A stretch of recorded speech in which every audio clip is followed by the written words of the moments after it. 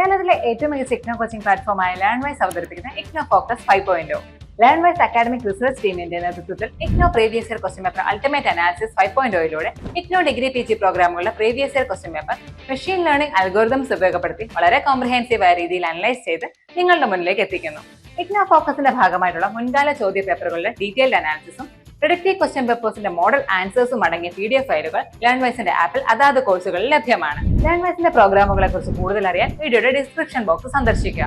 അവിടെ കാണുന്ന നമ്പറിൽ വാട്സ്ആപ്പ് വഴിയോ കോൾ വഴിയോ എത്രയും പെട്ടെന്ന് ബന്ധപ്പെടുക. 75 92 93 96 16 എന്നതാണ് നമ്പർ. അപ്പോൾ വരുന്ന ഇഗ്നോ എക്സാംസിന് എല്ലാ ലേണേഴ്സിനും എല്ലാവിധ ആശംസകളും നേരുന്നു. All the best. ഹായ്, ലേൺവൈസിന്റെ ഭാഗത്തുനിന്നും എല്ലാ സൈക്കിൾസിലും നിങ്ങൾക്ക് previous year question paper analysis എന്ന് പറയുന്ന ഒരു ഇനീഷ്യേറ്റീവ് ലേണേഴ്സിന് വേണ്ടി നൽകാറുണ്ട്.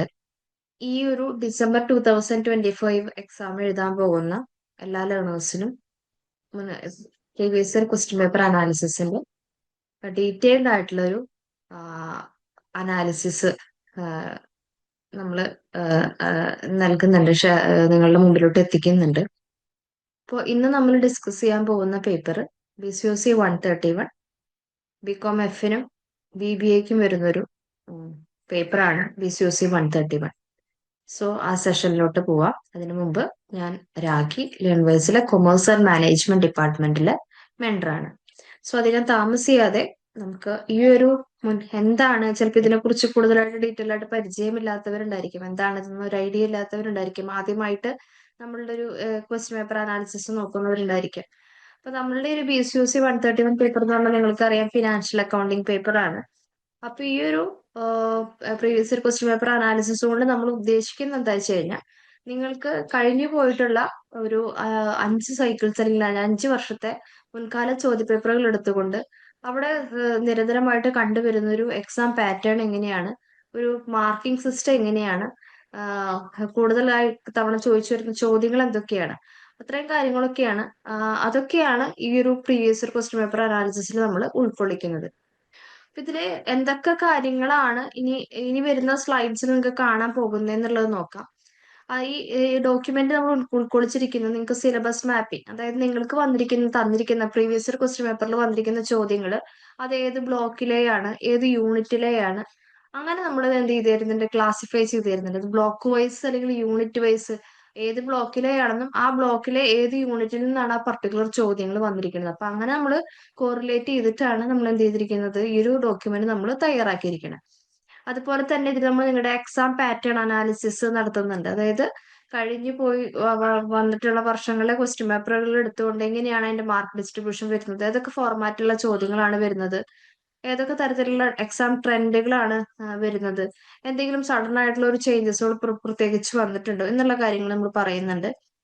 അതുപോലെ തന്നെ റെക്കറിംഗ് ആയിട്ടുള്ള ക്വസ്റ്റ്യൻസുകൾ, കൂടുതൽ തവണ ചോദിച്ചിട്ടുള്ള ചോദ്യങ്ങൾ ഏതൊക്കെയാണ്, അത് കൂടുതൽ തവണ ഏറ്റവും കൂടുതൽ ചോദിച്ചിട്ടുള്ള ചോദ്യങ്ങൾ മുതൽ ഏറ്റവും ലീസ്റ്റ് ആയിട്ട് ചോദിച്ചിട്ടുള്ള ചോദ്യങ്ങൾ വരെ. പിന്നെ ടോപ്പിക് പ്രോബബിലിറ്റി ആൻഡ് പ്രൊഡിക്ഷൻ, അതായത് ഇനി വരാനായിട്ട് ചാൻസ് ഉള്ള, ഇനി വരുന്ന ഈ ഡിസംബർ 25 എക്സാമിന് ചോദിക്കാവുന്ന ടോപ്പിക്കുകൾ ഏതൊക്കെയാണ്, അതിന്റെ ഒരു പ്രൊഡിക്ഷൻ നമ്മൾ നടത്തുന്നുണ്ട്. അതൊക്കെ ഈ പാസ്റ്റ് ഡാറ്റ അല്ലെങ്കിൽ നമ്മുടെ ഹിസ്റ്റോറിക്കൽ ഡാറ്റയുടെ ബേസിലാണ് നമ്മൾ എന്ത് ചെയ്യുന്നത്. പിന്നെ നമ്മൾ ഇതില് നിങ്ങൾക്ക് ഒരു മോക്ക് പ്രൊഡിക്റ്റീവ് പേപ്പർ നമ്മൾ നിങ്ങൾക്ക് നൽകുന്നുണ്ട്. ഈ മോക്ക് പ്രൊഡിക്റ്റീവ് പേപ്പർ എന്ന് പറഞ്ഞു കഴിഞ്ഞാൽ അതില് നിങ്ങൾക്ക് പ്രീവിയസ് ഇയർ ക്വസ്റ്റ്യൻ പേപ്പറിന്റെ ബേസിൽ നമ്മൾ ഈ ഏറ്റവും കൂടുതൽ വരാവുന്ന ചോദ്യങ്ങൾ ഏതൊക്കെയാണെന്ന് നോക്കി അതിന്റെ ബേസിൽ നിങ്ങൾക്ക് ഒരു പ്രൊഡിക്റ്റീവ് ആയിട്ടുള്ള യൂണിവേഴ്സിറ്റി ക്വസ്റ്റ്യൻ പേപ്പറിന്റെ അതേ പാറ്റേണിൽ തന്നെ ഒരു പ്രൊഡിക്റ്റീവ് ആയിട്ടുള്ള ക്വസ്റ്റ്യൻ പേപ്പർ നിങ്ങൾക്ക് തരികയാണ്. ഇപ്പോൾ ലേൺവൈസിൽ ജോയിൻ ചെയ്തിട്ടുള്ള അല്ലെങ്കിൽ ലേൺവൈസിലെ ലേണേഴ്സ് ആയിട്ടുള്ളവർക്ക് നമ്മളൊക്കെ അതിന്റെ എക്സ്ക്ലൂസീവ് ആയിട്ട് അതിന്റെ മോഡൽ ആൻസേഴ്സും എങ്ങനെയാണ്, ഏതൊക്കെ പോയിന്റുകൾ നിങ്ങൾ ഇൻക്ലൂഡ് ചെയ്ത് കഴിഞ്ഞാലാണ് നിങ്ങൾക്ക് കൂടുതൽ മാർക്ക് സ്കോർ ചെയ്യാൻ പറ്റുക എന്നുള്ളതും കൊടുക്കുന്നുണ്ട്. ഇനി ഈ ഒരു ഡോക്യുമെന്റ് പ്രിപ്പയർ ചെയ്യാൻ വേണ്ടിയിട്ട് നമ്മൾ ചൂസ് ചെയ്തിട്ടുള്ള മെത്തഡ് എങ്ങനെയാണ് ഈ ഡോക്യുമെന്റ് പ്രിപ്പറേഷൻ വന്നിരിക്കണമെന്ന് നോക്കാം. ഇതിന് വേണ്ടിയിട്ട് നമ്മൾ മൾട്ടിപ്പിൾ ഇയേഴ്സിലെ BCOC 131 പേപ്പേഴ്സ് എടുത്തിട്ട് അത് നമ്മുടെ സിലബസും കൂടി കോറിലേറ്റ് ചെയ്ത് വെച്ചിട്ടാണ് നമ്മൾ എന്ത് ചെയ്തിരിക്കുന്നത്. ഇനി നമ്മൾ ലേണേഴ്സിന് വേണ്ടിയിട്ട് ഒരു മോട്ടിവേഷൻ നമ്മൾ തരികയാണ്. ഇവിടെ നിങ്ങൾ നമ്മുടെ ഈ previous year question paper analysis നിങ്ങളുടെ മുമ്പിലോട്ട് എത്തിക്കുമ്പോൾ നിങ്ങൾക്ക് പല തിരക്കുകളുടെ ഇടയിൽ നിന്ന് പഠിക്കുന്നവരാണ്. അപ്പോൾ നിങ്ങൾക്ക് ഡീറ്റെയിൽ ആയിട്ട് പോകാനൊക്കെ ആയിട്ടുള്ള ഒരു സമയം ഉണ്ടാവില്ല. അപ്പോൾ ഈ ഒരു തന്നിരിക്കുന്ന പ്രീവിയസ് ഇയർ ഡോക്യുമെന്റിനെ വളരെ നല്ല രീതിയിൽ നിങ്ങൾ യൂസ് ചെയ്യുകയാണെങ്കിൽ നിങ്ങൾക്ക് എന്താ നല്ല രീതിയിൽ നിങ്ങളുടെ എക്സാം എഴുതി പോരാനായിട്ട് സാധിക്കും. അപ്പോൾ സ്മാർട്ടായിട്ട് നിങ്ങൾ പഠിക്കാനായിട്ട് ശ്രമിക്കുക. അതേപോലെ തന്നെ നല്ല രീതിയിൽ പ്രാക്ടീസ് ചെയ്യാനായിട്ട് ശ്രദ്ധിക്കുക. കുറഞ്ഞ സമയമുള്ളെങ്കിലും അപ്പൊ അങ്ങനെയുള്ളവർക്കാണ് ഇത് എസ്പെഷ്യലി യൂസ് ചെയ്യുക. അപ്പൊ സെലക്റ്റീവ് ആയിട്ടുള്ള ചൂസ് ചെയ്തിട്ട് നിങ്ങൾക്ക് എന്ത് ചെയ്യാൻ പറ്റും, നല്ല വെയിറ്റേജ് ഉള്ള പോർഷൻസുകൾ എടുത്ത് നിങ്ങൾക്ക് നല്ല രീതിയിൽ പഠിക്കാൻ പറ്റും. അപ്പോൾ നിങ്ങൾ ഒരിക്കലും ഈ ഒരു ഡോക്യുമെന്റ് യൂസ് ചെയ്യണമെങ്കിൽ നിങ്ങൾ ഒരു തരത്തിലും എന്താ പറയാ ടെൻഷൻ ആവേണ്ട ആവശ്യം ഇല്ല. നമുക്ക് നോക്കാം. നമ്മൾ ആദ്യം പറഞ്ഞു സിലബസ് മാപ്പിംഗ് എന്താണെന്നുള്ളത് നോക്കാം. അപ്പോൾ നമുക്ക് ബ്ലോക്ക് വൈസ് യൂണിറ്റ് ടോപ്പിക് എത്ര തവണ വന്നിട്ടുണ്ടെന്ന് നോക്കാം. Block 1 unit 1 nature and scope of accounting എന്ന് പറയുന്നത് എന്ന ചാപ്റ്ററിൽ നിന്ന് ചോദിച്ചിട്ടുള്ള ഒരു ചോദ്യമാണ്. Nature and scope of accounting 2 തവണയാണ് അത് ചോദിച്ചിട്ടുള്ളത്. ലോ റെലവെന്റ് ആയിട്ടാണ് വരുന്നത്. ബ്ലോക്ക് 1 തന്നെ യൂണിറ്റ് 2 നിന്ന് അക്കൗണ്ടിങ് പ്രോസസ് ആൻഡ് റൂൾസ് എന്ന് പറയുന്ന കാര്യം ചോദിച്ചിട്ടുണ്ട്. അത് കവർ ചെയ്ത് പോകുന്ന ടോപ്പിക് എന്ന് പറയുന്നത് അക്കൗണ്ടിങ് പ്രോസസ് ആൻഡ് റൂൾസ് എന്ന് പറയുന്ന ടോപ്പിക്കാണ്. അപ്പിയറൻസ് 5 തവണയാണ്. ഞാൻ വന്നിട്ടുള്ള ടോപ്പിക്കുകൾ ഇതും പറയാം, ഒന്നും കൂടി അത് എടുത്ത് പറയാം. അതുപോലെ തന്നെ block 1 unit 3 accounting principles topic accounting principles തന്നെ. അതേപോലെ തന്നെ ബ്ലോക്ക് 1 ബ്ലോക്ക് 1 തന്നെ അക്കൗണ്ടിങ് സ്റ്റാൻഡേർഡ്സ് യൂണിറ്റ് 4 അക്കൗണ്ടിങ് സ്റ്റാൻഡേർഡ്സിൽ നിങ്ങൾക്ക് അക്കൗണ്ടിങ് സ്റ്റാൻഡേർഡ്സ് എന്ന് പറയുന്ന ടോപ്പിക്കിനെ കുറിച്ച് ചോദിച്ചിട്ടുണ്ട്. അതൊക്കെ മീഡിയം ഇതിൽ വരുന്നതാണ്. ഈ ബ്ലോക്ക് 2 വരുമ്പോൾ നിങ്ങൾക്ക് unit 5 journal and ledger topic വരുന്നതാണ്. എന്താണ് ജേണൽ ആൻഡ് ലെഡ്ജർ എന്നുള്ളത്? അവിടെ അത് കൂടുതൽ 21 തവണയാണ് അത് ചോദ്യ പേപ്പറുകളിൽ വന്നിട്ടുള്ളത്. അതുപോലെ തന്നെ യൂണിറ്റ് 6 നിന്ന് ചോദിക്കുന്ന ഒരു ചോദ്യമാണ് എന്താണ് സബ്സിഡറി ബുക്സ് എന്നുള്ളത്. 11 തവണയാണ് ആ ചോദ്യം എന്ത് ചെയ്ത് വന്നിട്ടുള്ളത്, അപ്പിയർ ചെയ്തിട്ടുള്ളത്. ഇനി unit 7 trial balance and errors 12 തവണയാണ് ആ ഒരു യൂണിറ്റിൽ നിന്ന് നമുക്ക് ആ ഒരു ചോദ്യം വന്നിരിക്കുന്നത്. അതേപോലെ തന്നെ ഡിപ്രീസിയേഷൻ 14 തവണ. ഫൈനൽ അക്കൗണ്ട്സിന്റെ അത് 8 തവണയാണ് വന്നിരിക്കുന്നത്. ഫൈനൽ അക്കൗണ്ട് 2 നിന്ന് നിങ്ങൾക്ക് 12 തവണ. ഹയർ പർച്ചേസ് 1 നിന്ന് 12 തവണ ചോദ്യങ്ങൾ വന്നിട്ടുണ്ട്. ഹയർ പർച്ചേസ് 2 നിന്ന് അധികം ചോദ്യങ്ങൾ വന്നിട്ടില്ല. അതായത് അതിന് ചോദ്യങ്ങളെ വന്നിട്ടില്ല. ബ്രാഞ്ച് അക്കൗണ്ട്സിൽ നിന്ന് നിങ്ങൾക്ക് ഫസ്റ്റ് പാർട്ടിൽ നിന്ന് 5 തവണ, ബ്രാഞ്ച് അക്കൗണ്ട് 2 നിന്ന് 2 തവണ, കൺസൈൻമെന്റ് 1 നിന്ന് നിങ്ങൾക്ക് 11 തവണയാണ് ചോദ്യങ്ങൾ വന്നിട്ടുള്ളത്.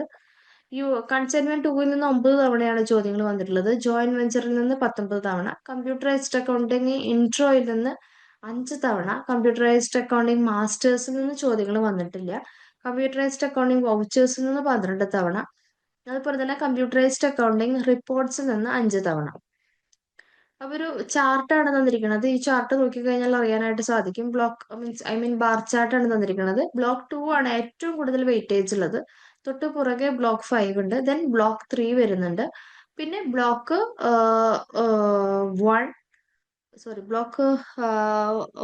6 സ്ലൈറ്റ്ലി അത് കഴിഞ്ഞ് തൊട്ട് താഴെ തന്നെയായിട്ട് ബ്ലോക്ക് 1. ഏറ്റവും ലാസ്റ്റ് വരുന്നതാണ് ബ്ലോക്ക് 4.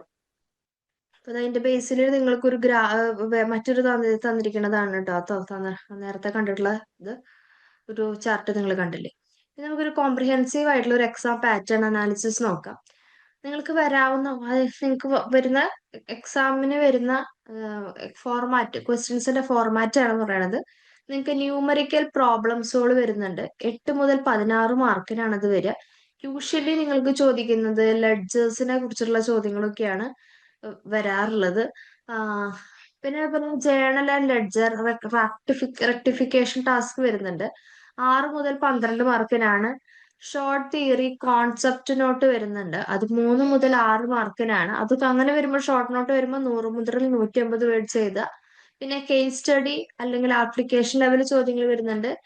8 മുതൽ 12 മാർക്കിനാണ്. പിന്നെ ഫൈനൽ അക്കൗണ്ട്സിന്റെ പ്രിപ്പറേഷൻ വരാറുണ്ട്. 12 മുതൽ 16 മാർക്കിനാണ് വരുന്നത്. അതായത് trading and profit and loss account, balance sheet, അഡ്ജസ്റ്റ്മെന്റോട് കൂടിയിട്ടുള്ള ബാലൻസ് ഷീറ്റ് ഒക്കെ. പിന്നെ ഫില്ലിംഗ് ദ ബ്ലാങ്ക്സ് അല്ലെങ്കിൽ MCQ പാറ്റേണിലൊക്കെ വളരെ റയർ ആയിട്ട് വരാറുള്ളൂ. വരണമെങ്കിൽ തന്നെ 1-2 മാർക്കിനുള്ള വരുള്ളൂ. പക്ഷെ അത് വരാറൊന്നുമില്ല അങ്ങനെയുള്ള ചോദ്യങ്ങൾ. ന്യൂമറിക്കൽ പ്രോബ്ലംസോട് ചെയ്യുമ്പോൾ നിങ്ങൾ എന്താണ് വളരെ രീതിയിൽ ആക്യുറേറ്റ് ആയിട്ട് ചെയ്യാനായിട്ട് നോക്കുക. അഡ്ജസ്റ്റ്മെന്റും കാര്യങ്ങളൊക്കെ നോക്കുക. നേരത്തെ പറഞ്ഞ പോലെ തന്നെ 10 മുതൽ 16 മാർക്ക് വെയിറ്റേജിനുള്ളതാണ് വരിക. പിന്നെ ജേണൽ ആൻഡ് ലെഡ്ജർ നേരത്തെ പറഞ്ഞത് റിപ്പീറ്റ് ചെയ്ത് പറയുന്നതാണ്. അപ്പൊ 6 മുതൽ 12 വരെ മാർക്കിന്. ഷോർട്ട് തിയറി അല്ലെങ്കിൽ കോൺസെപ്റ്റ് നോട്ടുകൾ 3 മുതൽ 6 മാർക്കിനാണ് വരുന്നത്. കേസ് സ്റ്റഡി 8 മുതൽ 12 മാർക്കിന്.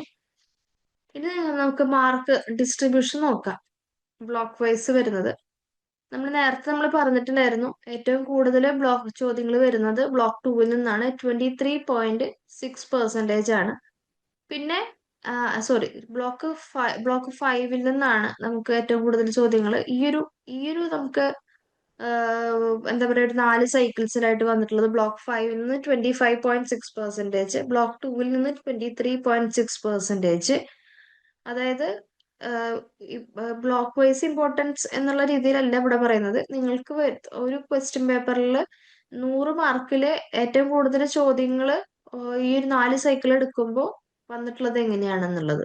അപ്പൊ അത് 100 മാർക്കിൽ 25% ചോദ്യങ്ങൾ വന്നിട്ടുള്ളത്, അല്ലെങ്കിൽ 27% മാർക്ക് ചോദ്യങ്ങൾ വന്നിട്ടുള്ളത് ബ്ലോക്ക് 5-ൽ നിന്ന്, പിന്നെ ബ്ലോക്ക് 2-ൽ നിന്ന്, പിന്നീട് അത് കഴിഞ്ഞതിന് ശേഷം ബ്ലോക്ക് 3-ൽ നിന്ന്, തന്നെ ബ്ലോക്ക് 6-ൽ നിന്ന്, പിന്നെ ബ്ലോക്ക് 1-ൽ നിന്നാണ്.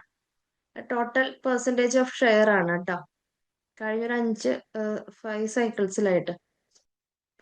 ഇപ്പൊ പാറ്റേൺ ഹൈലൈറ്റുകൾ നോക്കുമ്പോൾ കഴിഞ്ഞ കുറച്ച് കാലയളവിലായിട്ട് കേസ് സ്റ്റഡീസുകൾ, എന്തെങ്കിലും ഒരു സിനാരിയോ തന്നിട്ട്, ഏതെങ്കിലും ഒരു കമ്പനിയുടെ ഒരു എക്സാമ്പിൾ തന്നിട്ട് അതിന്റെ ബേസിൽ നിങ്ങൾക്ക് പ്രോബ്ലംസ് തന്നിട്ട് അതിന് സൊല്യൂഷൻ കൊടുക്കാൻ, അല്ലെങ്കിൽ അവരുടെ ട്രേഡിംഗ് അക്കൗണ്ട് പ്രിപ്പയർ ചെയ്യാൻ പറയും, അവർക്ക് ഒരു അഡ്ജസ്റ്റ്മെന്റുകൾ ചെയ്ത് കൊടുക്കാൻ പറയും, ആ രീതിയിൽ വരും.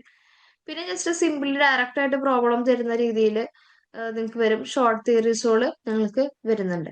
പിന്നെ ന്യൂമറിക്കൽ പ്രോബ്ലംസുകളൊക്കെ നിങ്ങൾക്ക് വരുമ്പോൾ നിങ്ങൾ അത്രയും കൃത്യതയോട് കൂടിയിട്ട് നിങ്ങൾ ചെയ്യാനായിട്ട് നിങ്ങൾ എന്ത് ചെയ്യുക, ശ്രദ്ധിക്കണം. പിന്നെ ന്യൂമറിക്കൽ പ്രോബ്ലംസ് ഒക്കെ വെച്ച് കഴിഞ്ഞാൽ ന്യൂമറിക്കൽസ് നിങ്ങളൊരു 100 മിനിറ്റ്, 95 to 100 മിനിറ്റ്സ് വരെ നിങ്ങൾ എന്ത് ചെയ്യുക, അതിനെ മാറ്റി വെക്കാനായിട്ട് നിങ്ങൾ നോക്കുക. എല്ലാത്തിനും കൂടിയിട്ട് ലോങ് ആയാലും മീഡിയം ആയാലും. കേസ് സ്റ്റഡി ഒക്കെ ആണെങ്കിൽ ഒരു 40-45 മിനിറ്റിൻ്റെ ഉള്ളിൽ കേസ് സ്റ്റഡികൾ നിങ്ങൾ കംപ്ലീറ്റ് ചെയ്യാൻ നോക്കുക.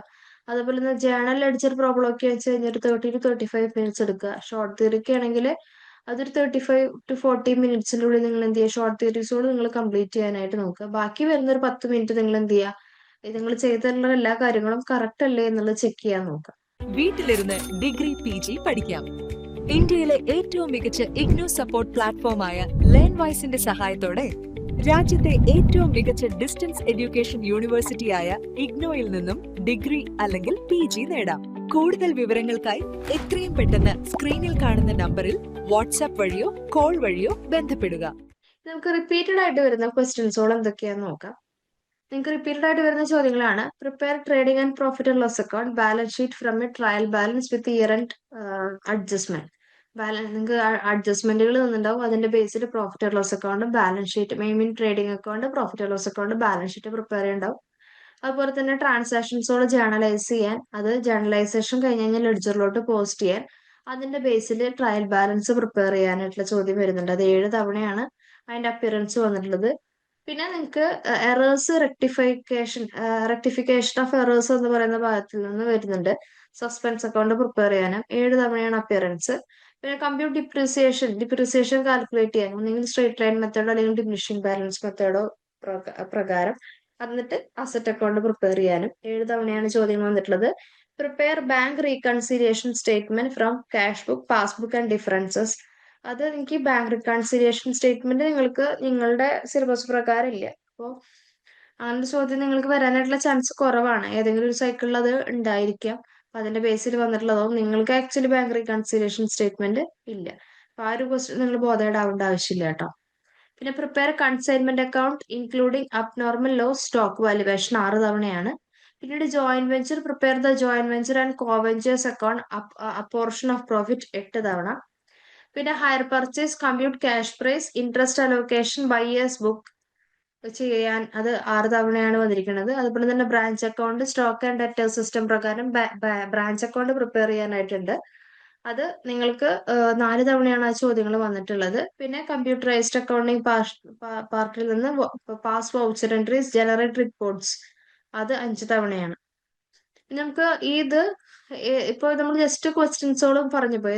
ഏതൊക്കെ ബ്ലോക്കിൽ നിന്നാണ്, ഏതൊക്കെ യൂണിറ്റിൽ നിന്നാണ് നമുക്ക് നോക്കാം. ട്രേഡിംഗ് ആൻഡ് പ്രോഫിറ്റ് ലോസ് അക്കൗണ്ടിന്റെ പ്രിപ്പറേഷൻ ബാലൻസ് ഷീറ്റ് എന്ന് പറയുന്നത് ബ്ലോക്ക് 3ലെയാണ്. യൂണിറ്റ് 9 മുതൽ യൂണിറ്റ് 10 വരെയുള്ള ഭാഗങ്ങളിൽ ഇതിനെ കുറിച്ചാണ് ഡിസ്കസ് ചെയ്തിരിക്കുന്നത്. അതേപോലെ തന്നെ journal ledger trial balance block 2ലാണ്. 5 മുതൽ 7 വരെയുള്ള ചാപ്റ്റേഴ്സ് ആണ്. റെക്ടിഫിക്കേഷൻ എറേഴ്സ് എന്ന് പറയുന്നത് നിങ്ങൾക്ക് ബ്ലോക്ക് 2 യൂണിറ്റ് 7 ആണ്. ഡിപ്രീസിയേഷൻ സ്ട്രേറ്റ് ലൈൻ മെത്തേഡും റിട്ടേൺ ഡൗൺ വാല്യൂ മെത്തേഡും അസറ്റ് അക്കൗണ്ടും ബ്ലോക്ക് 3 യൂണിറ്റ് 8 ആണ്. ബാങ്ക് റിക്കൺസിലിയേഷൻ നിങ്ങൾക്ക് ഇല്ല, അത് ഇവിടെ ബൈ മിസ്റ്റേക്ക് വന്നിട്ടുള്ളതാണ് കേട്ടോ. അതുപോലെ തന്നെ consignment account block 5 unit 15 to 6 ആണ്. Joint venture account and profit sharing block 5 unit 7 ആണ്. Higher purchase cash price interest reposition എന്ന് പറയുന്നത് ബ്ലോക്ക് 4 യൂണിറ്റ് 11 തൊട്ട് യൂണിറ്റ് 12 വരെയുള്ളതാണ്. ബ്രാഞ്ച് അക്കൗണ്ട്സ് എന്ന് പറയുന്നത് ബ്ലോക്ക് 4 യൂണിറ്റ് 13 to യൂണിറ്റ് 14 ആണ്. കമ്പ്യൂട്ടറൈസ്ഡ് വൗച്ചേഴ്സ് ആൻഡ് റിപ്പോർട്ട്സ് എന്ന് പറയുന്നത് ബ്ലോക്ക് 6 യൂണിറ്റ് 20 21 ആണ്. അപ്പൊ ആ ഒരു അതിന്റെ ബേസിൽ നിങ്ങൾക്ക് ഒരു പൈ ചാർട്ട് ഇവിടെ തന്നിരിക്കുന്നതാണ്. ഇനി നിങ്ങൾ എങ്ങനെയാണ് ഇതിനു വേണ്ടി പ്രിപ്പയർ ചെയ്യേണ്ടത് എന്നുള്ളതാണ് പറയണത്. അപ്പൊ മുകളിൽ നമ്മൾ കുറച്ച് ക്വസ്റ്റ്യൻസുകളൊക്കെ നിങ്ങൾക്ക് തന്നിട്ടുണ്ടായിരുന്നു. അപ്പൊ നിങ്ങളത് അറ്റ്ലീസ്റ്റ് 2 തവണയെങ്കിലും നിങ്ങൾ എന്ത് ചെയ്ത് പ്രാക്ടീസ് ചെയ്യാനായിട്ട് നിങ്ങൾ ശ്രദ്ധിക്കുക. ഒരു ക്വസ്റ്റ്യൻ കിട്ടിക്കഴിഞ്ഞ ഒരു 5 മിനിറ്റിനുള്ളിൽ തന്നെ അതിന്റെ ഒരു ഔട്ട്ലൈൻ തയ്യാറാക്കിക്കൊണ്ട് 10-12 മിനിറ്റിനുള്ളിൽ അത് എഴുതി കഴിക്കാനായിട്ട് ശ്രമിക്കുക. അപ്പൊ നിങ്ങൾക്ക് 2 മുതൽ 3 മിനിറ്റ് വരെ നിങ്ങൾ എഴുതിയിട്ടുള്ള കാര്യങ്ങൾ നിങ്ങൾക്ക് ചെക്ക് ചെയ്യാനായിട്ടും നിങ്ങളുടെ ടോട്ടൽസുകൾ കിട്ടിയിട്ടുള്ള കാൽക്കുലേറ്റ് ചെയ്തിട്ടുള്ള എമൗണ്ടുകൾ കറക്റ്റ് ആണോ, നരേഷൻ കൊടുത്തിരിക്കുന്നത് ക്ലിയർ ആണോ എന്നുള്ളതൊക്കെ നോക്കാനായിട്ട് സാധിക്കും. അതുപോലെ തന്നെ നിങ്ങൾ അത് ക്വസ്റ്റ്യനിലേക്ക് കടക്കുന്നതിനേക്കാളും മുമ്പ്, കാൽക്കുലേഷനിലേക്ക് പോകുന്നതിനേക്കാളും മുമ്പ് അതിന്റെ ഫോർമാറ്റും കാര്യങ്ങളൊക്കെ കറക്റ്റ് അല്ലേ എന്നുള്ള രീതിയിൽ നിങ്ങൾ എന്ത് ചെയ്യുക നോക്കുക. കറക്റ്റ് ആയിട്ട് അതിന്റെ ക്യാപ്ഷൻസുകളും ലാബിൾസുകളും ഒക്കെ കൊടുക്കാനായിട്ട് നിങ്ങൾ എന്ത് ചെയ്യുക നോക്കണം. പിന്നെ അതുപോലെ തന്നെ വൺസ് ഇത് എല്ലാം ക്ലിയർ ചെയ്ത് കഴിഞ്ഞ് കഴിഞ്ഞാൽ നിങ്ങൾ വീണ്ടും ഒന്ന് ക്രോസ് ചെക്ക് ചെയ്യുക. അപ്പൊ നിങ്ങൾക്ക് പരമാവധി എറേഴ്സ് നിങ്ങൾക്ക് എന്താണ് കുറച്ച് കൊണ്ടുവരാൻ സാധിക്കും. ഇനി വരാവുന്ന ടോപ്പിക്കുകൾ എന്തൊക്കെയാണ് എന്നുള്ളത് നോക്കാം. അപ്പൊ 70% കൂടുതൽ ചാൻസ് ഉള്ളതിനെയാണ് നമ്മൾ ഹൈ പ്രോബബിലിറ്റി വരുന്നത്. മീഡിയം എന്ന് പറയുന്നത് 40 to 69% റേഞ്ചിൽ വരുന്നത്. ലോ എന്ന് പറയുന്നത് 40% താഴെ. ബ്ലോക്ക് 3 യൂണിറ്റ് 10 ഫൈനൽ അക്കൗണ്ട്സ് വിത്ത് അഡ്ജസ്റ്റ്മെന്റ് ആണ് ഏറ്റവും 80% പ്രോബിലിറ്റി ഉള്ള ഒരു ചോദ്യം വരുന്നത്. പിന്നീട് block 5 unit 17 joint venture accounts എന്ന് പറയുന്നൊരു പാർട്ട്, അത് 80% പ്രോബിലിറ്റി ഉണ്ട്. പിന്നെ ബ്ലോക്ക് 2 യൂണിറ്റ് 5 to 7 ഉള്ള ജേണൽ ലെഡ്ജർ ട്രയൽ ബാലൻസ് എന്ന് പറയുന്നത് പ്രോബിലിറ്റി 70% ആണ്. പിന്നെ unit 7 rectification and suspense account 70%, unit 8 depreciation 70%, unit 15 to 16 60%, unit 11 to 12 higher purchase 60%, bank reconciliation നിങ്ങൾക്ക് ഇല്ല. Computerised accounting and vouchers 50%, branch accounts stock debtors 40%, accounting principles or concepts 30%, accounting standards 30%, accounting process and rules 20%, nature and scope of accounting 10%. അതിന്റെ ഒരു visual indicator നിങ്ങൾക്ക് കൊടുത്തിരിക്കുന്നതാണ്. അപ്പൊ 80% വരുന്ന final accounts and adjustment ഇവിടെ ആദ്യം, പിന്നെ ആ ഒരു ഓർഡർ പ്രകാരം നിങ്ങൾക്ക് എന്താണ് തന്നിരിക്കുന്നത്. ഇപ്പൊ ഫൈനൽ അക്കൗണ്ട്സിൽ നിങ്ങൾക്ക് എന്താണ് അതും അതുപോലെ തന്നെ ജോയിന്റ് വെഞ്ചറിന്റെ ജേണൽ ലെഡ്ജർ ട്രയൽ ബാലൻസ് അതാണ് ഒരു 70% മുകളിൽ വരുന്നിട്ടുള്ളത്. അപ്പൊ അതിനൊക്കെ ഒരു 12-15 മിനിറ്റിന്റെ ഉള്ളിൽ നിങ്ങൾ എന്ത് ചെയ്യുക അതിന്റെ കാൽക്കുലേഷൻസുകളും കാര്യങ്ങളും കംപ്ലീറ്റ് ചെയ്തിട്ട് നിങ്ങൾ എന്ത് ചെയ്യാൻ നോക്കണം, ഒരു 2 to 3 മിനിറ്റ്സ് ചെയ്തിട്ടുള്ള കാര്യങ്ങൾ ക്ലിയർ അല്ലേ എന്നുള്ളത് നോക്കണം. പിന്നെ മീഡിയം എന്ന് പറയുന്നതിലാണ് കൺസൈൻമെന്റ്, ഹയർ പർച്ചേസ്, കമ്പ്യൂട്ടറൈസ്ഡ് ഒക്കെ വരുന്നത്. പിന്നെ ലോയിൽ വരുന്നതാണ് principles, standards, process, nature and scope. ഓരോ തവണ ചോദിച്ചിട്ടുള്ള ചോദ്യമാണ് കൊടുക്കുന്നത് കേട്ടോ. നമ്മൾ മീഡിയം ഇതൊക്കെ ആക്കിയപ്പോഴോ എത്ര തവണ വന്നിട്ടുണ്ട് എന്നുള്ളത് അറിയാൻ വേണ്ടിയിട്ടാണ് ഇത് കൊടുത്തിരിക്കുന്നത്.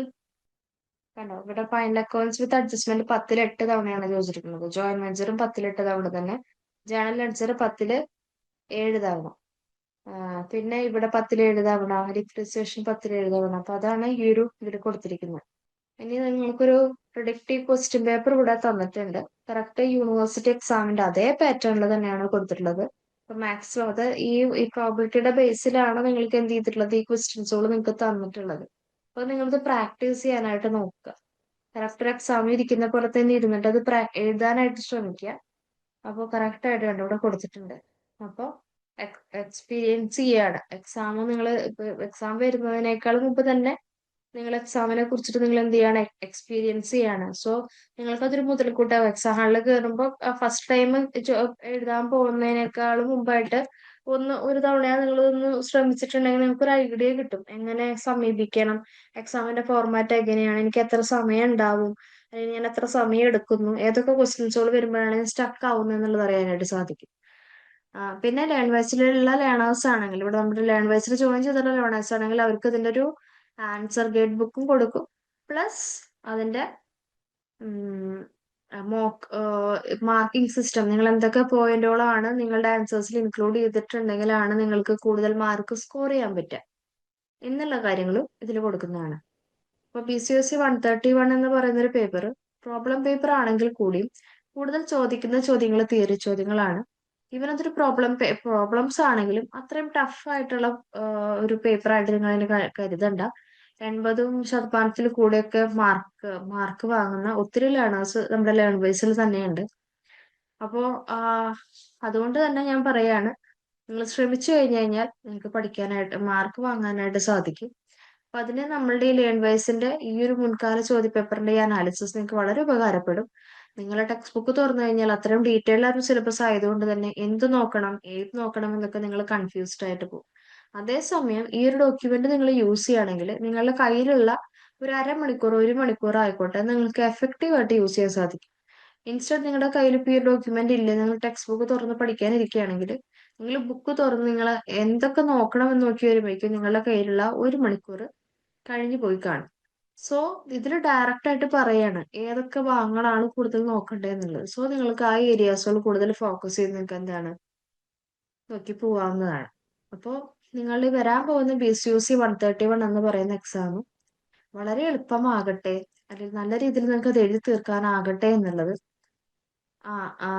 ആകട്ടെ എന്ന ഒരു പ്രാർത്ഥനയാണ് നമ്മുടെ ലേൺവൈസിന്റെ ഭാഗത്തുനിന്ന്, അല്ലെങ്കിൽ ആശംസകളാണ് എന്റെ ഭാഗത്തുനിന്നും ലേൺവൈസിന്റെ ഭാഗത്തുനിന്ന് നിങ്ങൾക്ക് തരാനായിട്ടുള്ളത്. അതിന് ഈ previous year question paper ultimate അനാലിസിസിന്റെ ഡോക്യുമെന്റ് നിങ്ങൾക്ക് ഉപകാരപ്പെടും. നിങ്ങൾ നിർബന്ധമായിട്ടും ഡോക്യുമെന്റ് നിങ്ങൾ യൂസ് ചെയ്യാനായിട്ട് നിങ്ങൾ ശ്രദ്ധിക്കുക. നിങ്ങൾക്ക് എക്സാം ഹാളിലെത്തി ഇതിന്റെ ബേസിൽ നിങ്ങൾ പഠിച്ചു പോയിട്ട് നിങ്ങൾക്ക് ഇതിൽ നിന്നും ഉപകാരപ്പെട്ടെങ്കിൽ നമ്മുടെ വീഡിയോയ്ക്ക് താഴെ നിങ്ങളത് കമന്റ് ചെയ്യാനായിട്ട് മറക്കരുത്. അതുപോലെ തന്നെ ഇതുപോലെ ഒത്തിരി ഇനിയും നിങ്ങൾക്ക് നിങ്ങളുടെ എക്സാംസിൻ്റെതായിട്ടുള്ള അപ്ഡേറ്റ്സുകളും ഇഗ്നോ സംബന്ധമായിട്ടുള്ള അപ്ഡേറ്റ്സുകളും ഇതേപോലെ വരാനായിട്ടുള്ള ക്വസ്റ്റ്യൻ പേപ്പറിന്റെ അനാലിസിസും ഇനിയും വരാനായിട്ടുണ്ട്. സോ അതൊക്കെ നിങ്ങളുടെ മുമ്പിലോട്ട് യഥാസമയം എത്താൻ വേണ്ടിയിട്ട് നിങ്ങൾ നമ്മുടെ ലേൺവൈസിന്റെ പേജ് യൂട്യൂബിൽ ലൈക്ക് ചെയ്യാനായിട്ട് ശ്രദ്ധിക്കുക. സോഷ്യൽ മീഡിയ പ്ലാറ്റ്ഫോമായിട്ടുള്ള ഇൻസ്റ്റാഗ്രാമിലും ഫേസ്ബുക്കിലൊക്കെ ലേൺവൈസ് അവൈലബിൾ ആണ്. അവിടെയൊക്കെ ഈ സെയിം കണ്ടന്റ് നിങ്ങൾക്ക് അവൈലബിൾ ആണ്. സോ സബ്സ്ക്രൈബ് ചെയ്യുക. അതുപോലെ തന്നെ നിങ്ങളുടെ കൂട്ടുകാർക്ക് ഇത് ഉപകാരപ്പെടുമെങ്കിൽ അവർക്ക് ഷെയർ ചെയ്ത് കൊടുക്കുക. നിങ്ങൾക്ക് ഇത് ഉപകാരപ്പെട്ടതെങ്കിൽ നിങ്ങൾ ഇതിന്റെ താഴെ കമന്റ് ചെയ്യാനും മറക്കരുത്. So thank you and once again all the very best wishes to all the learners who are going to appear for BCOC 131 exam. So നല്ലൊരു എക്സ്പീരിയൻസ് ആവട്ടെ BCOC 131 എക്സാം എന്നുള്ളത് ആശംസിച്ചുകൊണ്ട് പ്രാർത്ഥിച്ചുകൊണ്ട് ഞാൻ നിർത്തുന്നു. നന്ദി, നമസ്കാരം. വീട്ടിലിരുന്ന് ഡിഗ്രി PG പഠിക്കാം. ഇന്ത്യയിലെ ഏറ്റവും മികച്ച ഇഗ്നോ സപ്പോർട്ട് പ്ലാറ്റ്ഫോമായ ലേൺവൈസിന്റെ സഹായത്തോടെ രാജ്യത്തെ ഏറ്റവും മികച്ച ഡിസ്റ്റൻസ് എഡ്യൂക്കേഷൻ യൂണിവേഴ്സിറ്റിയായ ഇഗ്നോയിൽ നിന്നും ഡിഗ്രി അല്ലെങ്കിൽ PG നേടാം. കൂടുതൽ വിവരങ്ങൾക്കായി എത്രയും പെട്ടെന്ന് സ്ക്രീനിൽ കാണുന്ന നമ്പറിൽ വാട്സാപ്പ് വഴിയോ കോൾ വഴിയോ ബന്ധപ്പെടുക.